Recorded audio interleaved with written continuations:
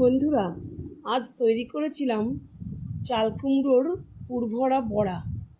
হ্যাঁ বন্ধুরা, পুরভরা চাল কুমড়োর এই বড়া গরম ভাতে থাকলে আর কোনো কিছুই কিন্তু লাগবে না। নিরামিষ দিনে যদি এরকম একটা বড়া ভাজা থাকে তাহলে কিন্তু খাওয়াটা একদম জমে যাবে দুপুরবেলায়। আমার মেয়ে তো চাল কুমড়ো খায় না, ও তো বুঝতেই পারেনি, বলছে মা এত সুন্দর লাগছে চাল কুমড়োর বড়া, অর্ধেকের বেশি ভাত এটা দিয়েও খেয়ে নিয়েছে। তাহলে চলো দেখে নেই। এখানে একটা মাঝারি সাইজের চাল কুমড়ো নিয়েছি। চাল কুমড়োটাকে আমি অর্ধেক করে কেটে নেব। পুরভরা বড়া তৈরি করার জন্য কিন্তু অর্ধেকেরও অর্ধেক চাল কুমড়ো আমার লাগবে। অর্ধেকটা তো রেখেই দেব, আর ওই অর্ধেক চাল কুমড়ো থেকেও হাফ আমার লাগবে। তো আমি প্রথমে চাল কুমড়োটাকে ছুলে নিচ্ছি। দেখো বন্ধুরা, তোমরা যারা ভিডিও দেখছো প্লিজ তোমরা লাইক কমেন্ট করো। আসলে লাইক কমেন্ট করলে কিন্তু ভালো লাগে। আর বন্ধুরা জানো তো যে আমি কিন্তু প্রত্যেকের কমেন্টের উত্তর দেই, আর আমি প্রত্যেকের ভিডিও দেখে কিন্তু লাইকও দেই। আর তোমরা কমেন্ট করলে আমার সে কমেন্ট পড়তেও ভালো লাগে, আর কমেন্টের উত্তর দিতেও ভালো লাগে। তোমাদের ভিডিওগুলো আমি তাহলে দেখে আসতে পারি যারা কমেন্ট করছো। এরকম করে দেখো হাফ রেখে দিলাম, আর এই হাফটা দিয়ে আমি একটু মোটা মোটা করে কেটে নিচ্ছি। মোটা মোটা করে কেটে নিয়ে দেখো এইরকম মোটা মোটা করে কেটে নিয়েছি। তারপরে একটু করে ফালি দিয়ে একটা পকেট মতন করে নেব। পুরোটা কিন্তু চিড়ে নেব না, একটু আটকে রাখবো, তাহলে একটু পকেট মতন হবে।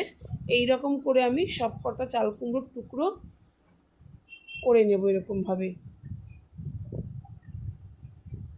এরকমভাবে করে নিলে বন্ধুরা একদমই সোজা রান্না, বেশিক্ষণ সময়ও লাগে না, কিন্তু দুর্দান্ত একটু অন্যরকমভাবে খেতে লাগে। তো চলো, সব কটা আমার কাটা হয়ে গেছে। এটা একটু মোটা ছিল বলে দেখো দুটো পকেট করেছি। তারপরে আমি এই চাল টুকরোগুলোকে একটু কড়াইতে গরম জল বসিয়ে দিয়েছি বন্ধুরা। একটু জল বসিয়ে সামান্য নুন দিয়ে দিয়েছি। নুনটা মিশিয়ে নিয়ে একটু গরম হলে পরে আমি চাল কুমড়ো টুকরোগুলোকে জলের মধ্যে দিয়ে অল্প একটু ভাপিয়ে নেব, যাতে একটু নরম হয়। তার জন্য আমি একদমই কিন্তু বেশি সময় লাগবে না। এটা একটু জাস্ট জলটা একটু ফুটে উঠলে পরে আমি কিন্তু জল থেকে ছেঁকে নামিয়ে নেব। নতুন বন্ধুরা যারা আমার ভিডিও দেখছো, যদি ভালো লাগে তাহলে কিন্তু তোমরা সাবস্ক্রাইব করে বেল অপশানটা অন করে আমার সঙ্গেই থেকো। তোমাদের সকলকে অনেক অনেক ধন্যবাদ জানাই, তোমরা সবাই আমার ভিডিও দেখার জন্য। দেখো আমি কিন্তু সব কটা চাল কুমড়ো নিয়ে নিয়েছি তুলে, গরম জল থেকে ঠান্ডা করে নিয়েছি। দেখো তুলে, এবার দেখো দেখে বোঝা যাচ্ছে একটু নরম হয়েছে। এখানে নিয়ে নিয়েছি দেখো নারকেল, কাঁচা লঙ্কা, আর একটু সর্ষে, আর নিয়েছি বাদাম। আমি কিন্তু সর্ষেটা হলুদ সর্ষেটাই নিয়েছি। তোমরা চাইলে কিন্তু এখানে কালো সর্ষেটাও নিতে পারো হলুদ সর্ষের সঙ্গে। এটাকে পেস্ট করে নিয়েছি সবগুলো। পেস্টটা কিন্তু যতটা শুকনো করতে পারবে তত ভালো। আমি খুব অল্প জল দিয়ে বেটেছি। তোমরা যদি শিলপাটায় বেটে নিতে পারো আরও শুকনো শুকনো হবে, সেটা করলে আরও ভালো। কারণ পুরটা ভেতরে তো আমি দিয়ে পুরটা ঢোকাবো চাল কুমড়োর ভেতরে, তাই যদি পুরটা পাতলা হয়ে যায় তাহলে কিন্তু ভালো হবে না। এবার দেখো পেস্টের সঙ্গে নুন, হলুদ আর একটু চিনি মিশিয়ে খুব ভালো করে এটাকে মেখে নেব। আমার পুরটা পেস্টটা আমি অল্প জল দিয়ে এটাকে পেস্ট করেছিলাম, তবু আরও যদি শুকনো হতো ভালো হতো। তা বন্ধুরা, শিলপাটায় তো আমি বাটতে পারিনি, আমার পায়ের প্রবলেমের জন্য আমি মিক্সিতেই বেটে নিয়েছি। এটা শিলপাটায় বাটলে আরও শুকনো শুকনো করে বাটা হতো। যাই হোক, তবু এটা খারাপ হয়নি। তো আমি পুরগুলো দেখো পকেটের মধ্যে ভরে নিচ্ছি। পকেটের মধ্যে একটা একটা করে পুর ভরে মুখটাকে একটু আটকে নিচ্ছি। দেখতে থাকো তোমরা বন্ধুরা, প্রত্যেকটা আমি এরকমভাবে পুরগুলো ভেতরে ভরে ভরে নিচ্ছি।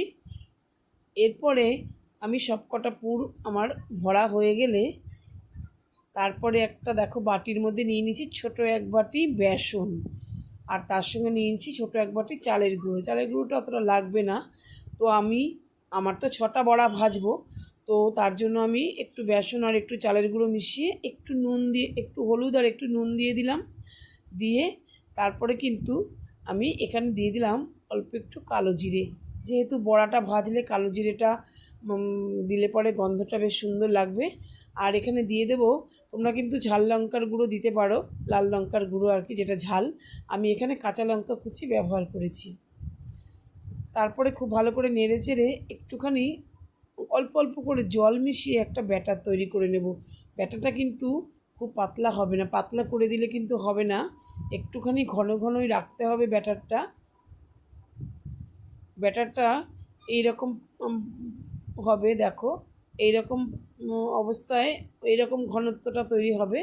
এর মধ্যে আমি দেখো পুরভরা চাল কুমড়োগুলো আমি এর মধ্যে দিয়ে একটা একটা করে দিয়ে কড়াইতে দেখো তেল গরম করতে বসিয়ে দিয়েছি। এবার তেলটা গরম হয়ে গেছে, পরে একটা একটা করে চাল কুমড়োর পুর ভরে সেটা আমি তেলের মধ্যে ভেজে নিচ্ছি।